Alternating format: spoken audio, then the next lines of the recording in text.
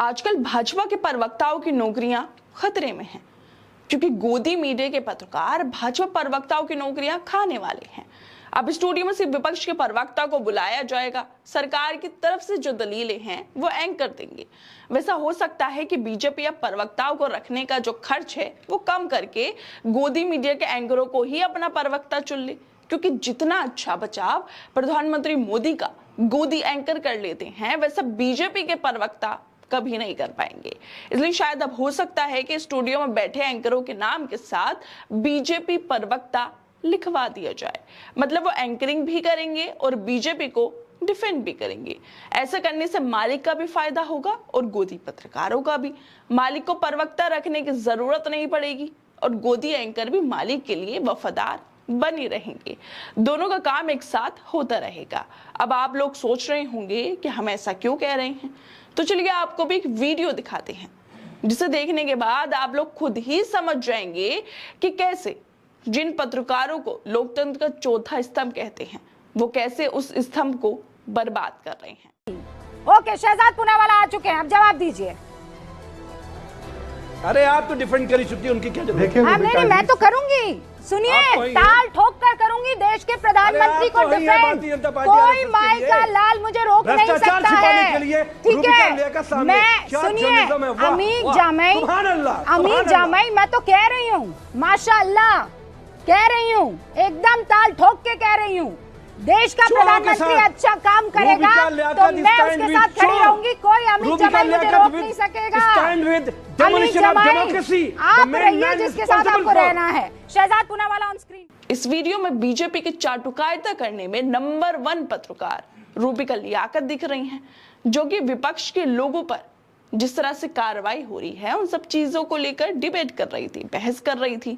और उनके साथ डिबेट करने के लिए भाजपा के प्रवक्ता शहजाद पूनावाला और समाजवादी पार्टी के प्रवक्ता अमित जमी शामिल थे। लेकिन शहजाद पूनावाला के स्टूडियो में साथ जुड़ने से पहले ही अमित जमी और रूबिका के बीच खूब बहस होती है, क्योंकि अमित जमी जो है वो प्रधानमंत्री मोदी को भ्रष्ट कहते हैं, उन पर आरोप लगाते हैं।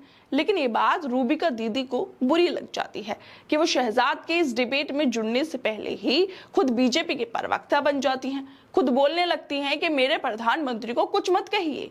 लेकिन इसी बीच शहजाद जो हैं वो स्टूडियो में जुड़ जाते हैं, जिस पर रूबिका कहती हैं क्योंकि शहजाद पूनावाला आ चुके हैं अब वो खुद जवाब देंगे। जिस पर समाजवादी पार्टी के प्रवक्ता अमित जमी बोलते हैं कि अरे आप तो खुद ही पहले डिफेंड कर चुकी हैं, अब वो उनकी क्या जरूरत है, वो क्या बोलेंगे। बस फिर क्या था, रूबिका लियाकत जो सालों से छुपाती आ रही थी सच्चाई, वो सच्चाई उनकी बाहर आ गई थी। वो बोलने लगती हैं कि अरे मैं तो करूंगी ही डिफेंड।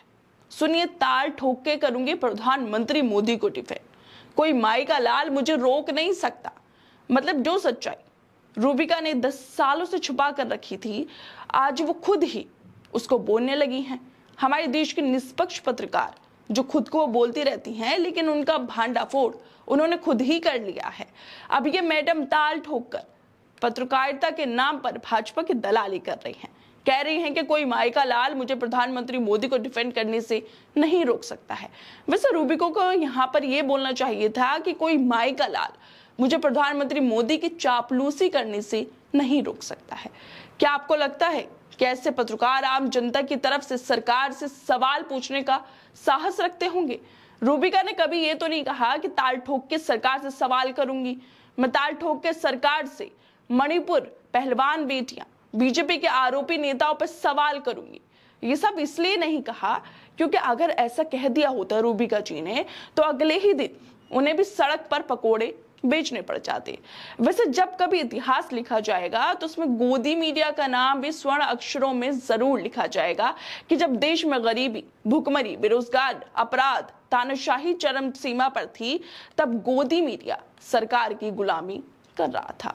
खैर दोस्तों, आप लोगों को क्या लगता है इस मुद्दे पर? हमें अपनी राय जरूर दें और बाकी तमाम खबरों को देखने के लिए जुड़े रहिए हमारे साथ।